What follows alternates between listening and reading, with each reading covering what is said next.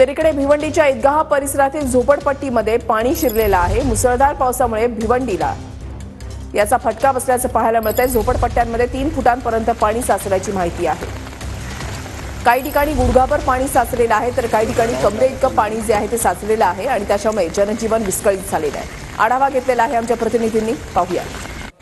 भिवंडी शहरात रात्रीपासून कोसळणाऱ्या पावसामुळे संपूर्ण भिवंडी शहरात हाहाकार पसरवलेला आहे।